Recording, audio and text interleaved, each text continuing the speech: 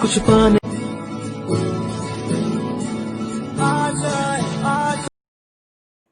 मुलांनो, शुभ प्रभात.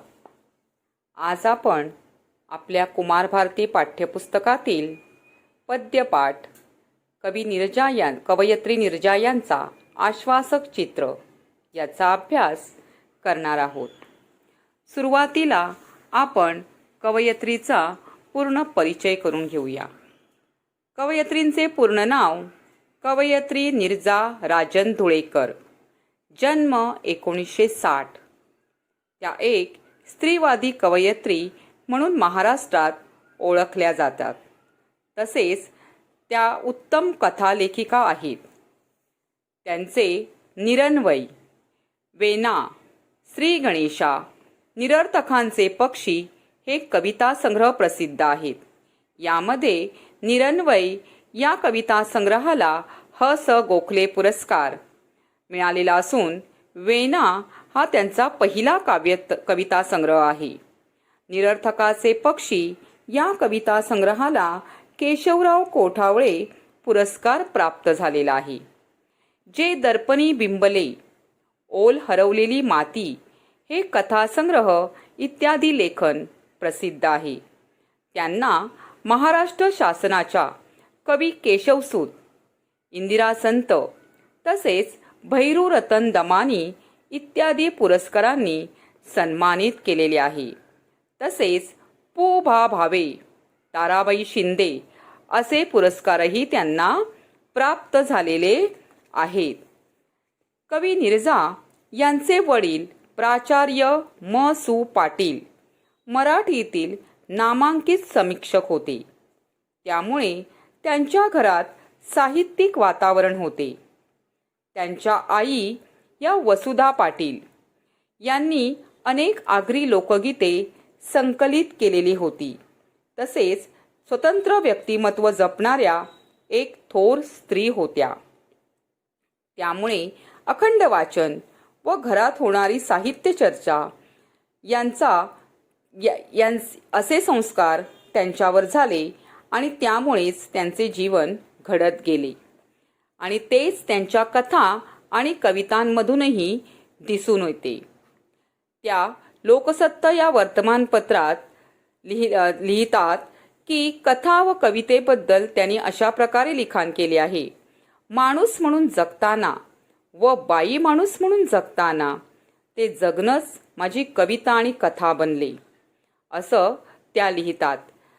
कवयित्री नीरजा यांनी कविता लिखाणाला जी सुरुवात केली ती त्यांच्या महाविद्यालयीन शिक्षण सुरू असताना आणि त्यांची पहिली कविता प्रसिद्ध झाली ती मुंबईत 60वे अखिल भारतीय मराठी साहित्य संमेलन भरले होते तेव्हा त्यांनी सावित्री ही कविता वाचली आणि या कवितेला उत्स्फूर्त दाद मिळाली.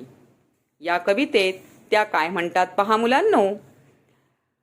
आम्ही पाचोळा पुराण कथांनी फोपावलेल्या या वृक्षाचा बांधल्या जात आहोत हजारो नात्यांनी आणि रेशमी धाग्यांनी.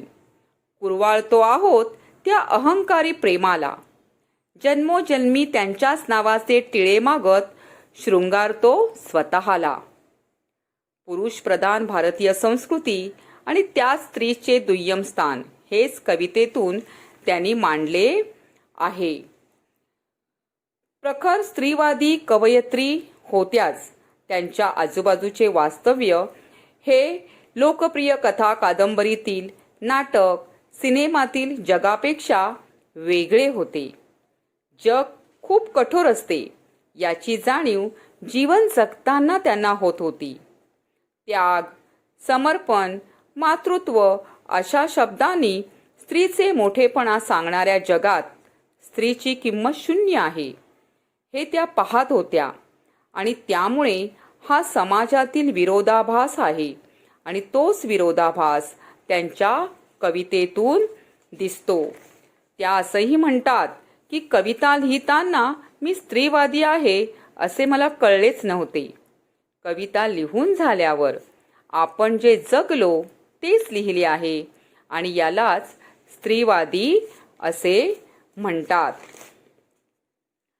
मुलांनो, अशा प्रकारे आपण कवयित्रीचा परिचय करून घेतला, त्यांना मिळालेले पुरस्कार पाहिले.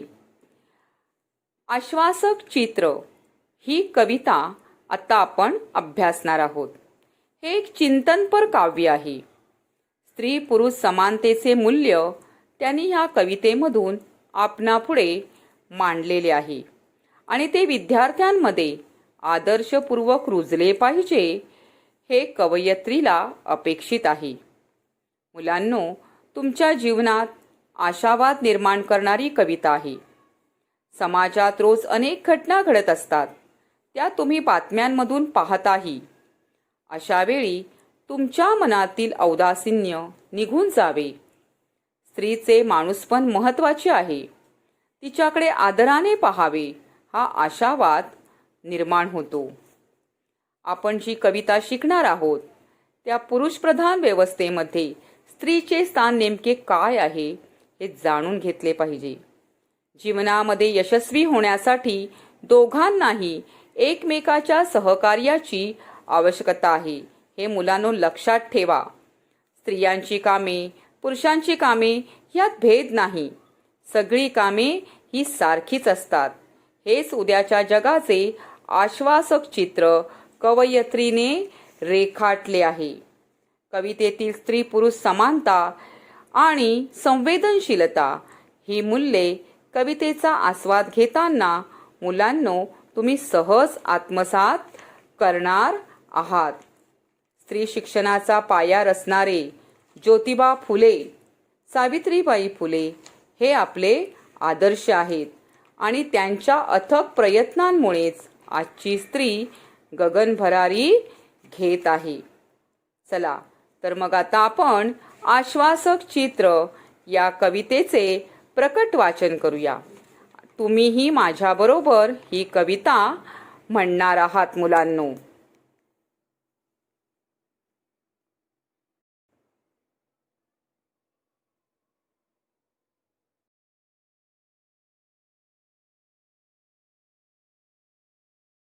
आश्वासक चित्र कवयित्री नीरजा.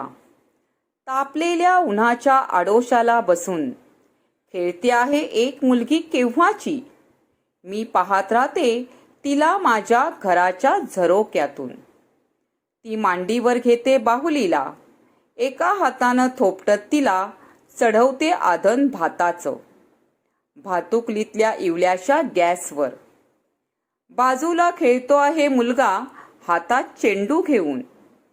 खूप उंच उडवून चेंडू नेमका झेलतो तो हातात. मुलगी पाहत राहते कौतुकानं त्याच्याकडे. अचानक बाजूला ठेवून बाहुलीला ती जवळ जाते त्याच्या.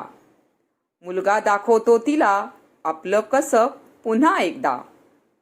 मुलगी चेंडू मागते त्याच्याकडे. तेव्हा तो हसून म्हणतो, तू भाजी बनव छानपैकी पाल्याची. ती म्हणते, मी दोन्ही करू शकते एकाच वेळी, तू करशील. मुलगा देतो चेंडू तिच्या हातात. उंच उडवलेला चेंडू आभाळाला शिवून नेमका येऊन पडतो तिच्या ओंजळीत. मुलगा पाहत राहतो आश्चर्यचकित. तशी हसून म्हणते ती, आता तू. मांडी घालून मुलगा बसतो गॅस समोर. दोन्ही हातांनी थोपटत झोपवतो बाहुलीला प्रथम. मग शोधतो पातेलं भाजीसाठी. हळूहळू शिकेल तोही आपलं कसब दाखवतानाच घर सांभाळणं. तापलेल्या उन्हाच्या आडोशाला बसून माझ्या घराच्या झरोक्यातून दिसतं आहे एक आश्वासक चित्र उद्याच्या जगाचं. जिथं खेळले जातील सारेच खेळ एकत्र. भातुकलीतून प्रवेशताना वास्तवात हातात हात असेल दोघांचाही, ज्यावर सहज विसावेल बाहुली आणि चेंडू जोडीनं. मुलांनो, आता आपण आश्वासक चित्र कवयित्री नीरजा यांची कविता आणि त्या कवितेचा भावार्थ शिकणार आहोत. ही कविता निरर्थकांचे पक्षी या काव्यसंग्रहातून घेतलेली असून मुक्त छंदातील आहे. आजच्या समाजातील स्त्री पुरुष ही प्रतीकं या मुलगा आणि मुलीच्या रूपात आपल्यासमोर कवयित्रीने ठेवली आहेत. तापलेल्या उन्हाच्या आडोशाला बसून खेळते आहे एक मुलगी केव्हाची. मी पाहत राहते तिला माझ्या घराच्या झरोक्यातून. ती मांडीवर घेते बाहुलीला, एका हातानं थोपटत तिला चढवते आदन भाताचं भातुकलीतल्या इवल्याशा गॅसवर. पहा, मुलगी तापलेल्या उन्हाच्या आडोशाला बसून, म्हणजे बाहेर कडक ऊन आहे आणि त्या उन्हापासून थोडे दूर म्हणजे घराच्या भिंतीलगत आडोशाला मुलगी भातुकलीचा खेळ खेळत आहे. मुलींना ना भातुकलीचा खेळ दिला जातो आणि मुलीही आवडीने तो खेळ खेळतात. म्हणजेच लहानपणापासून मुलींना गिफ्ट म्हणून वाढदिवसाला वगैरे बाहुली, किचन सेट अशीच दिले जाते आणि ही आपल्या समाजाची मानसिकताच बनलेली आहे. पुरुषप्रधान संस्कृतीमध्ये मुलींना चूल आणि मूल यामध्ये बंदिस्त करणारी ही गोष्ट आहे आणि वास्तवही आहे. भातुकलीच्या खेळामध्ये ही मुलगी सर्व कामे सहजतेने करते. तिच्याकडे ते कौशल्यही आहे. मुलांना मात्र चेंडू दिला जातो, बॅट बॉल दिली जाते लहानपणापासूनच. आणि कवयित्रीला हेही सांगायचे आहे की ही मुलगी मात्र आधुनिक जगातली आहे. तरी सुद्धा ती म्हणूनच ती काय करते, दोन्ही कामं सहजतेने करत आहे. पहा, घराचा झरोका हे प्रतीक म्हणजेच उदाहरण म्हणून वापरले आहे. हा झरोका म्हणजे मर्यादित जग आहे आणि या मर्यादित विश्वातूनच हे समोरचं चित्र कवयित्री पाहत आहेत. लहान मुले भातुकलीचा खेळ खेळतात त्यावेळेला ही मुलगी बाहुलीला सांभाळून भाताचे आधन गॅसवर ठेवते आहे. आधन म्हणजे काय, भात शिजण्यापूर्वी पाणी गरम करण्यासाठी ठेवतात, त्याला आधन असं म्हणतात. म्हणजेच स्त्री चूल आणि मूल दोन्ही सांभाळते हे कवयित्रीला इथे सांगायचे आहे. आणि स्त्रियांमध्ये हा आत्मविश्वास असतो आणि म्हणूनच त्या दोन्ही कामे सहजच करू शकतात. पुढचं कडवं पहा. बाजूला खेळतो आहे मुलगा हातात चेंडू घेऊन, खूप उंच उडवून चेंडू नेमका झेलतो तो हातात. मुलगी पाहत राहते कौतुकानं त्याच्याकडे. अचानक बाजूला ठेवून बाहुलीला ती जवळ जाते त्याच्या. मुलगा दाखवतो तिला आपलं कसं पुन्हा एकदा. मुलगी चेंडू मागते त्याच्याकडे. तेव्हा तो हसून म्हणतो, तू भाजी बनव छानपैकी पाल्याची. ती म्हणते, मी दोन्ही करू शकते एकाच वेळी. तू करशील? मुलगा तो चेंडू तिच्या हातात. आता पहा की ही मुलगी जी आहे ती तिच्या शेजारीच मुलगा ही चेंडूचा खेळ खेळतो आहे आणि ते कौतुकाने ती पाहतही आहे. पण तिला वाटतं आपणही हे करू शकतो. हा आत्मविश्वास तिच्यात जागा होतो आणि म्हणूनच पुरुष करतात ती कामे मीही करू शकते. हे कौशल्य माझ्याकडे पण आहे. पण मुलांमध्ये मात्र काय असतं, पुरुषाचा अहंकार दिसून येतो आणि म्हणून जेव्हा ती मुलगी त्याच्याकडे चेंडू मागायला जाते तेव्हा तो हसून म्हणतो, छानपैकी भाजी बनव पाल्याची.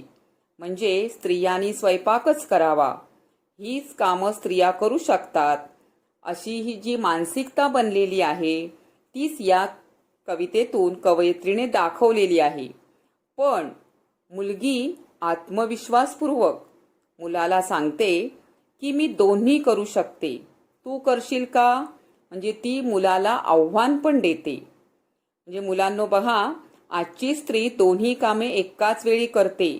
तुमच्या घरी पण पहा, आई, ताई, मावशी, मामी, काकी यांनाही तुम्ही अशाच प्रकारे कामे करताना पाहत असाल. म्हणजे स्त्री कामासाठी जरी बाहेर पडली आणि घरी दमून आली तरी ती घर सांभाळण्याचे कर्तव्य विसरत नाही आणि हेच कवयित्रीला सांगायचे आहे. ही आधुनिक जगातली मुलगी आहे आणि तिला आपले कर्तृत्व सर्वांना दाखवायचे आहे. मुलगा असे म्हणायचा, चेंडू खेळणं तुझं काम नाहीये, तू पाल्याचीच भाजी बनव. पण मुलगी मात्र आत्मविश्वासाने दोन्ही करेन असे सांगून मुलाला आव्हान देते.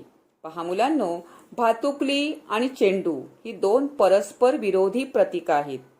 भातुकली म्हणजे उंबऱ्याच्या आतील जीवन, चूल आणि मूल.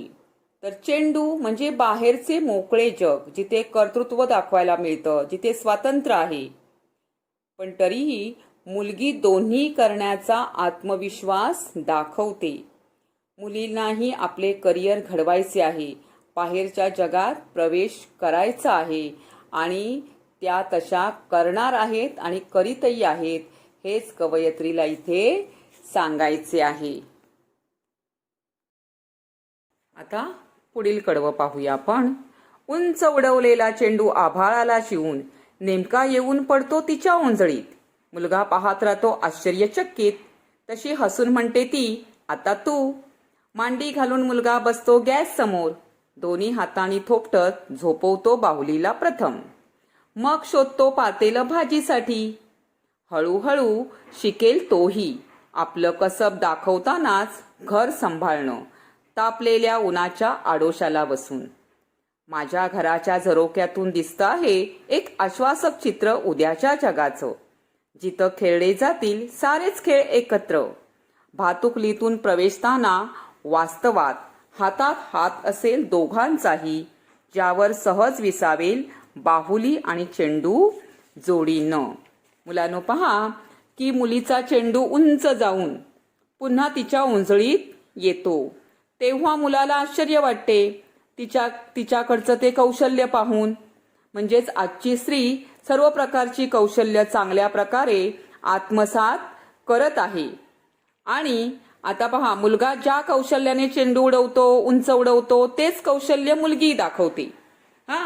मुलगी असूनही चेंडू छान खेळते आणि मुलाला स्वयंपाक करण्याचे आव्हान देते. पण पहा, मुलगाही आव्हान ते स्वीकारतो, पण त्याला सहजतेने दोन्ही कामे करता येत नाहीत. पहिल्यांदा बाहुलीला झोपवून भाजीसाठी पातेले शोधत आहे, पण तो प्रयत्न करतो. आणि कवयित्रीला हेच आश्वासक चित्र आपल्या पुढे मांडायचे आहे. पहा की गॅस समोर मुलगा बसतो, बाहुलीला झोपवतो व्यवस्थित, मग भाजी करण्याची तयारी करतो. म्हणजे आता पुरुषही स्त्रीच्या बरोबरीने काम करीत आहेत, घर सांभाळत आहेत आणि तोही दाखवणार आहे आपलं कौशल्य, कसब म्हणजेच कौशल्य.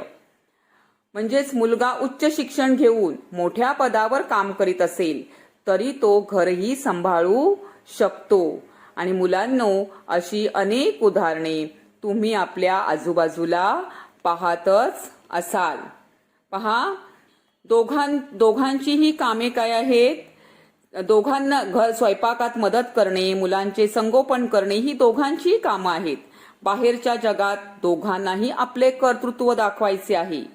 स्त्री पुरुष समानता मनामध्ये रुजली की हे आश्वासक चित्र सगळीकडे दिसणार आहे. आश्वासक चित्र स्त्री पुरुष दोघांची सामूहिक जबाबदारी आहे. घर सांभाळणे. बाहुलीचा खोटा खेळ खेळत ही मुले मोठी होऊन खऱ्या जगात प्रवेश करतील, तेव्हा अशीच समानतेने काम करतील. कवयित्री स्वतःच्या घराच्या झरोक्यातून पाहते आहे. म्हणजेच तिचा हा आशावाद आहे की उद्याचा समाज स्त्री पुरुष समानतेचा असेल, स्त्रियांचा आदर करणारा समाज असेल, पुरुष स्त्रीचे कर्तृत्व मान्य करेल. आणि म्हणूनच कवयित्री शेवटी म्हणते, माझ्या घराच्या झरोक्यातून म्हणजे मर्यादित जगातून ती उद्याच्या जगातील आश्वासक चित्र पाहत आहे, ज्यामध्ये सगळेच खेळ एकत्रित खेळले जाणार आहेत. स्त्री पुरुष एकत्रित काम करणार आहेत.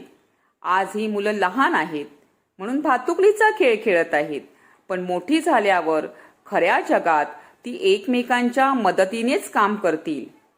बाहुली म्हणजे स्त्रीचे प्रतीक, तर चेंडू म्हणजे पुरुषाचे प्रतीक. पण दोन्ही जोडीने असतील, म्हणजेच एकमेकांच्या सोबतच काम करतील, कोणताही भेद असणार नाही, एकाच पातळीवर काम करतील. आणि हेच आश्वासक चित्र कवयित्रीने आपल्या पुढे मांडलेलं आहे आणि ते हळूहळू सत्यात येतही आहे.